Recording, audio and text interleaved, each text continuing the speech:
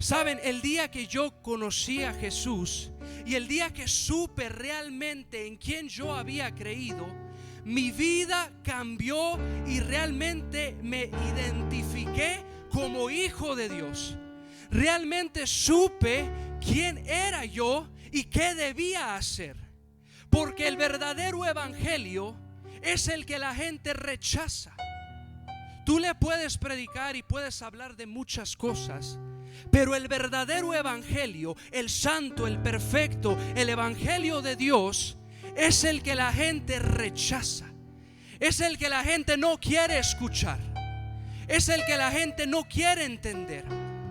Por eso Juan decía: no me avergüenzo del evangelio, porque es poder de Dios. Y Jesús mismo dijo: aquel que se avergüence de mis palabras en esta generación, yo me avergonzaré de él. Porque a veces viene esto y vemos esto en la iglesia. Saben, este año que pasó, vimos tantos cambios en la iglesia de Cristo. Y yo no nomás hablo de la iglesia local, porque he visto tantos pastores, conozco ministros, convivo con diferentes pastores, y he visto cómo la iglesia se ha enfriado, cómo la iglesia se ha olvidado. La iglesia cambió mucho en este año que pasó, 2020. La iglesia cambió mucho. Hizo en su forma de la liturgia de sus servicios. Hay cosas que se hicieron correctas, hay cosas que sucedieron, cambios buenos, como usar los medios para que otras personas fuera de las cuatro paredes conozcan y sea predicado el evangelio. Hay diferentes cosas que sucedieron que son buenas y no estoy en contra de ellos. Pero la iglesia hoy, en la actualidad, la que estamos viviendo, hay una iglesia que se ha hecho semejante al mundo. Hay una iglesia que ha querido practicar las cosas de afuera, que poco a poco se han afanado en meter el mundo al cristianismo, que han corrompido lo que es bueno por lo malo. Y Dios no cambia. En su palabra Dios dice: yo soy Dios y no cambio. Dice también que el cielo y la tierra pasarán, pero mis palabras no pasarán, permanecerán siempre. Dios no se acomoda a nuestra generación. Usted y yo debemos acomodarnos a Dios en toda generación, en todo cambio, porque debemos saber en quién hemos creído, que es Él por el que estamos hoy aquí. Como cuando Jesús le dijo a Pedro: ¿quién dicen los hombres que soy yo? ¿Quién dice la gente que soy yo? Porque Jesús quería saber lo que la gente que pensaba de Él. Y Él le dijo a sus discípulos: ¿qué dice la gente? ¿Quién dicen que soy yo? Y unos decían, pues, ser uno de los profetas, Isaías, entre otros. Y luego Jesús le dice: ¿y ustedes quién dicen que soy yo? Jesús quería saber que sus discípulos supieran realmente quién era Él. Yo no sé si los otros discípulos que estaban con Él no tenían la revelación exacta. Las escrituras no me lo ilustran ni me lo muestran, pero solamente hay uno que se levantó y que le dijo: tú eres el Cristo, el Hijo del Dios viviente. Y dice la Biblia que Él le dijo: bien has dicho, porque no te lo reveló carne ni sangre. Y luego dice que le dijo: y tú eres Pedro, y sobre esa roca edificaré mi iglesia. La iglesia, hermano, es usted, la iglesia soy yo. Y cuando estamos edificados en la roca, cuando conocemos a Jesús de Nazaret, cuando tenemos la verdadera perspectiva de Él, hermano, aunque cambien las generaciones, aunque el mundo cambie, nosotros no nos vamos a romper. Jesús dijo: el que persevere hasta el fin, ese será salvo. Pero hoy en la actualidad la iglesia prefiere predicar una palabra llena de emoción, pero con poca palabra. Y entonces uno se va bien emocionado a su casa, sale convencido de aquí, sale conmovido por la predicación, pero no sale convertido porque no ha sido predicado el evangelio a su vida. Y hay muchos cristianos que andan allá afuera en el mundo, que aparentan ser cristianos, que se ponen un título y dicen: yo soy cristiano, yo me pongo ese título, pero frutos dignos de arrepentimiento no dan. No dan frutos de arrepentimiento.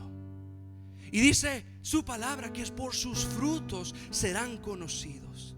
Pero Jesús y Dios no se moldean a nuestra generación. Y la gente quiere motivar. Las iglesias están llenas porque los pastores motivan, porque los pastores hablan de prosperidad. Saben, el número de la iglesia ya no es tanto ahora. Ahora hay que saber que los que están dentro de la casa tienen una convicción y conocen a Jesús de Nazaret. Conocen la verdad y el evangelio. La luz del evangelio ha resplandecido sus vidas, ha resplandecido sus corazones, ha hecho un impacto. Y como dijo Pablo, yo sé bien en quién he creído. Ese momento cuando tú vienes a saber en quién has creído, que nada te puede mover. Tu familia no te mueve de lo que tú has creído. Tus amigos no te mueven de en quién has creído, porque es más grande tu convicción que cualquier otra cosa. Es más grande la verdad en ti, que ahora está revelada el evangelio a tu vida, que cualquier otra cosa. Hay una escritura que dijo Charles Spurgeon. Dice: hay apatía en todas partes. A nadie le preocupa saber si lo que se predica es verdad o mentira. Un sermón es un sermón sin importar su tema, dice. Pero eso sí, entre más corto sea, mejor. Entre más corto sea, mejor. La iglesia ha perdido mucha esencia. La iglesia de Cristo no es la misma que fue nombrada en la ciudad de Antioquía por primera vez. La iglesia de Cristo no sé en dónde se ha metido, pero necesita salir, necesita despertar, necesita avivar el fuego que hay. Como dice su palabra, no apaguéis al Espíritu Santo. Y hay algo que quiero enseñarles ahí en el versículo 8 de 2 de Timoteo, donde iniciamos, que dice, hay dos cosas que quiero sacar de ese versículo. Y dice: por tanto, no te avergüences de dar testimonio de nuestro Señor. El testimonio, hermanos, no es solamente decir que eres cristiano, porque ahora la gente me ha dicho: a mí no me da vergüenza decir que soy cristiano. Hermano, la palabra cristiano ya pasó de moda. La palabra cristiano ahora se le cataloga a todos. El Papa dice que todos somos cristianos. Y ahora la palabra cristiano, ahora los testigos de Jehová también son cristianos, los mormones son cristianos, los católicos son cristianos, y por nombrar a otros, todo mundo es cristiano. Ahora el que te vas a llevar cuando vas reverseando, vos no te vayas a llevar ese cristiano, dicen, ¿verdad? Porque la palabra cristiano se ha hecho tan popular y ya no tiene el mismo efecto. Entonces, el decir que no te avergüences, Pablo no estaba diciendo que cuando dice no te avergüences de dar testimonio de nuestro Señor Jesucristo, él no se refería a que no se avergonzaran de decir que eran cristianos o que se pusieran el título de cristianos. Él hablaba de dar testimonio de Cristo. Él hablaba de que con tu vida predicar a Cristo. Porque no se trata solamente de hablar bonito. No se trata solamente de dar una buena predicación y un buen mensaje, porque hay predicadores tan tremendos y tan buenos, tan teólogos, pero al momento de conocer cómo realmente son, y si tienen un testimonio por los suelos, ¿usted le va a creer a esa persona? ¿Usted le va a creer a ese predicador? ¿Usted va a creerle a lo que él enseñe? Porque hay predicadores muy buenos, pero su testimonio está por los suelos. El testimonio de ellos está en el piso. En cambio, si tu testimonio es correcto y mi vida habla de Cristo, usted y yo tenemos que analizarnos. Tenemos que pensar realmente cómo estoy representando a Jesús, cómo represento a Cristo. Porque la gente de afuera no lee Mateo, no lee Marcos, no lee Lucas ni Juan. pero sí lee el quinto evangelio, que es usted y que soy yo. Dice la Biblia que somos cartas abiertas. La gente de afuera sí lee su testimonio. Entonces yo, porque ahora lo menciono esto, porque ahora me han venido muchas personas a hablar acerca de estos temas y me han hecho muchas preguntas, y por eso yo lo menciono de tal manera. Ahora hay muchas formas de querer hacer cosas que no se hacían antes, hace 5 años, hace 3 años. Tal vez podamos bajarnos un poquito más. Ha habido personas que me han preguntado que si ahora el hacerse un tatuaje está mal, que si yo puedo beber, brindar en Año Nuevo, que si yo puedo tomar poco aunque no me embriague, que si yo puedo escuchar música secular. Y yo les contesto de esta manera: cuando Cristo murió en la cruz del Calvario, nosotros entramos por la gracia de Jesucristo al reino de los cielos. Él dijo: yo soy el camino, yo soy la verdad y yo soy la vida. Y me hacían este tipo de preguntas, y yo les digo: cuando Jesús estaba en la cruz, Él dijo: consumado es. Ese momento marca la historia de la humanidad, porque el hombre ya no pelea por su salvación. Y dice su palabra, anulando el acta de los decretos que nos era contraria, quitándola en medio y despojándola en la cruz, los exhibió públicamente, triunfando sobre ellos en la cruz. Y dice su palabra que anuló el acta de los decretos. Y luego dice que nadie os juzgue en cuanto a comida, en cuanto a bebida, vestido, e incluso si guardas el día de reposo. Y luego dice más adelante también: todo me es lícito hacer, mas no todo me conviene. Pero entonces yo pongo y lo dejo eso a criterio de las personas, porque tal vez a mí yo pueda apreciar, tal vez yo pueda escuchar una música secular y yo pueda decir: me gusta esa música. Tal vez yo quisiera hacerme un tatuaje y marcarme mi cuerpo, y tal vez no me condeno al infierno por eso, porque yo voy al cielo por un hombre que murió en la cruz del Calvario, que se llama Jesucristo, y pagó con su sangre todos mis pecados una vez y para siempre, porque es el poder de la sangre de Jesús que lava, que limpia, que borra. Lo limpió mi pecado una vez y para siempre. Eso no quiere decir que no me voy a cuidar de no mancharme. Eso no quiere decir que voy a cuidar, que no me voy a cuidar de ensuciar mis ropas, porque dice la Biblia: lave su ropa.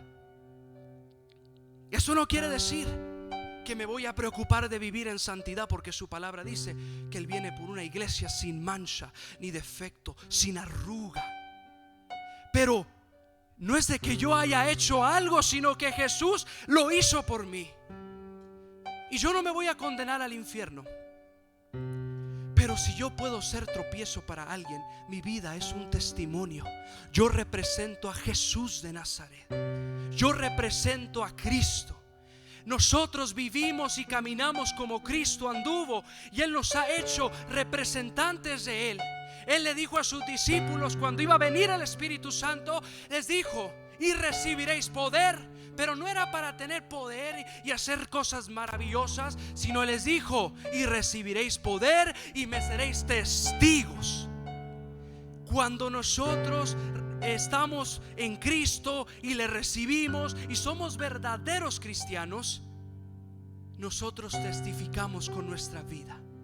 Testificamos no solamente con palabras, porque nuestras acciones hablan más que 1000 palabras. Pero saben, si mi testimonio, si alguien de afuera me ve tomando una copa, brindando en Año Nuevo, y esa persona puede decepcionarse y puede ser causa de su caída, entonces yo me voy a sentir mal. Yo prefiero dar un buen testimonio a lo que la gente afuera está viviendo, porque soy representante de Cristo.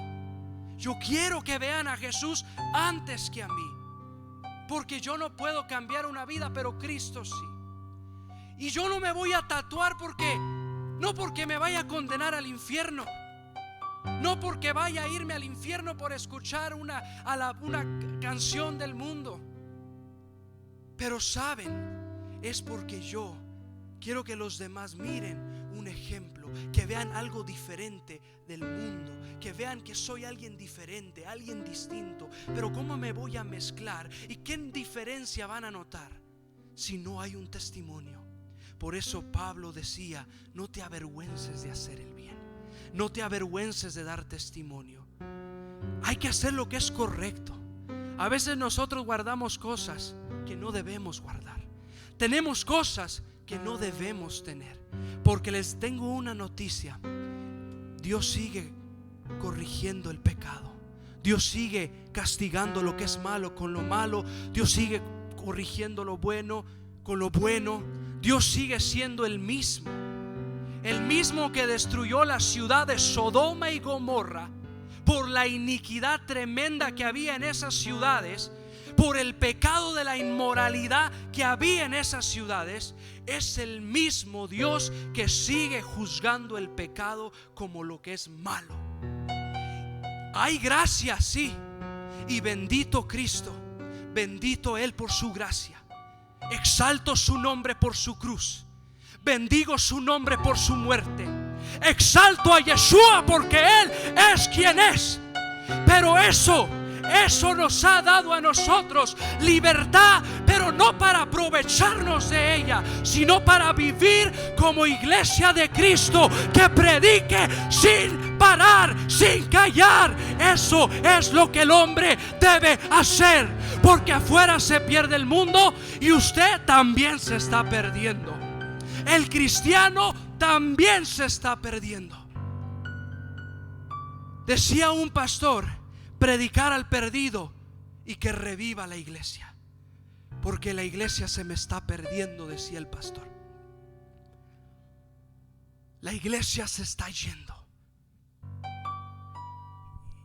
Hay otra cosa muy importante: cuando hay un evangelio de veras, un evangelio seguro, un evangelio correcto. Dice otra cosa: por el evangelio, según dice, si no participa, no te avergüences, sino participa de las aflicciones por el evangelio. Dice, según el poder de Dios. El seguir a Cristo es difícil. No es fácil seguir a Jesús. Si alguien te ha dicho que el paquete viene en la Biblia donde todo iba a ir bien, está muy... Yo necesito que venga a enseñármelo, porque necesito saber de ese paquete. Pero hermano, Jesús dijo: el que quiera ser mi discípulo, niéguese a sí mismo, tome una cruz y sígame. El seguir a Cristo es costoso. Quiero decirles una cosa: cuando Jesús, y ya estoy por terminar, cuando Jesús no fue aborrecido cuando Él nació. Jesús, la gente no lo odiaba cuando Él era un adolescente.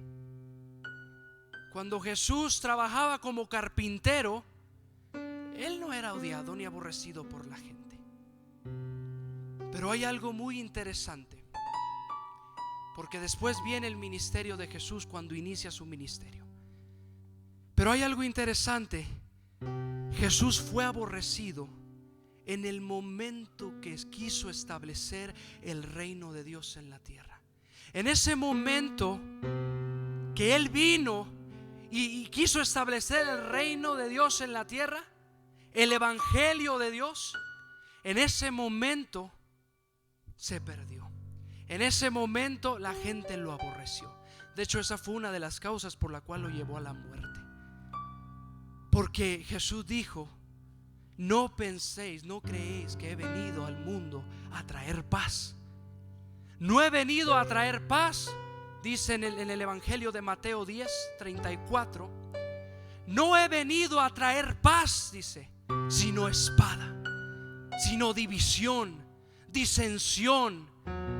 Te he puesto para que estés en contra, la hija contra su padre, el padre contra su hijo, la hija contra su madre. Y los primeros serán los de su casa. Porque Jesús decía que cuando uno viene a caminar en obediencia, nosotros somos causa de división con nuestra familia, nuestros amigos, en nuestro grupo, porque todos se oponen. Cuando tú le dices a tu familia que te convertiste a Cristo, te echas de enemigo a la mayoría. Empiezan a hablar mal de ti. Pero Jesús dijo que esto pasaría. Jesús dice que cuando uno le recibe, trae paz, sí, trae paz al corazón, porque Él es el príncipe de paz. Pero también trae división, porque el evangelio correcto de Dios sigue dividiendo lo malo con lo malo y lo bueno con lo bueno. No se puede mezclar, no se puede unir. Sigue siendo lo que Dios ha plasmado en su santo evangelio. Y por eso Jesús dice que el que quiera seguirme, tome una cruz. Tome la cruz y le siga. Y hay una persona que me decía: Israel, cuando dice la Biblia que tome la cruz y me siga, quiere decir que cada quien tome una cruz y vaya al paso, porque dice tome su cruz y sígame. Y me decía, quiere decir que cuando agarras tu cruz es porque tú vas a ir al paso que tú puedes ir, como tú puedas avanzar. Y yo le dije entonces, no es correcto, le digo, porque estás sacando de contexto lo que dice el texto y estás haciendo un pretexto. No se trata de eso, porque Jesús en su contexto está hablando del sufrimiento, porque Él dijo que seríamos aborrecidos. No está hablando de caminar al pasito que queramos caminar. Él habla de tomar la cruz y seguirle, porque la cruz trae rechazo. Lo que Jesús padeció en la cruz, ¿a poco fue bonito? Cuando Él iba camino hacia el Gólgota y llevaba la cruz, ¿a poco fue bonito? Recibió vergüenza, rechazo, humillación, muerte. Y esa es la cruz que nosotros debemos tomar. Aquella que nos van a humillar, la que nos van a rechazar, la que nos puede llevar hasta la muerte incluso. Pero hermano, esa es la verdadera iglesia. No es la iglesia la que se llama cristiana nomás. Esa es la iglesia primitiva, la iglesia de los primeros cristianos. En el libro de los Hechos, lea y vea la iglesia. No se parece a la iglesia que hoy estamos viviendo. Más bien se parece a las 7 iglesias que vienen en el Apocalipsis. Ese es el modo en el que hoy estamos viviendo. Y esto es para reflexionar. Y no es palabra mía, es palabra de Dios, viva, eficaz y más cortante que una espada de 2 filos, útil para enseñar, para corregir, para redarguir e instruir en justicia, a fin de que se cumpla toda buena obra. No es mi palabra, hermano, no es mi palabra, es palabra de Dios. Y yo le invito a que sigamos siendo un buen testimonio para la gente de afuera, a que sigamos siendo y predicar el evangelio, que es el único que cambia. A mí no me convenció un pastor, me convenció cuando la luz del evangelio resplandeció en mi vida. Lea las escrituras, hermano. Vea lo que yo sé que usted las lee, no le estoy diciendo que no, pero le animo a los que no la leen que lean las escrituras, porque cuando usted abre la Biblia, algo empieza a cambiar dentro de su corazón. Yo le testifico de alguien que creció en el evangelio, de alguien que estuvo aquí, todos ustedes me conocen, pero el día que yo realmente leí las escrituras, algo cambió dentro de mí que no tenía cuando yo solamente venía como hijo de pastor a la iglesia. Yo les invito, hermanos, a enamorarse de nuestro Salvador Jesucristo, a amarlo con todas nuestras fuerzas, nuestra alma, con todo nuestro ser, porque ese es el primero y más grande mandamiento. Dios les bendiga, hermanos. Vamos a darle unas palmas a quien honra merece, que es Jesús. Amén. Que es Jesucristo. Y me gustaría que nos poniéramos de Gracias. Esto fue A Tiempo, no antes ni después. Dios habla hoy porque nunca es tarde para escuchar su palabra. Sigue en contacto con nosotros en nuestro perfil en Facebook, Ministerios Roca Viva y el pastor Sergio Sánchez Abdala. Hasta la próxima.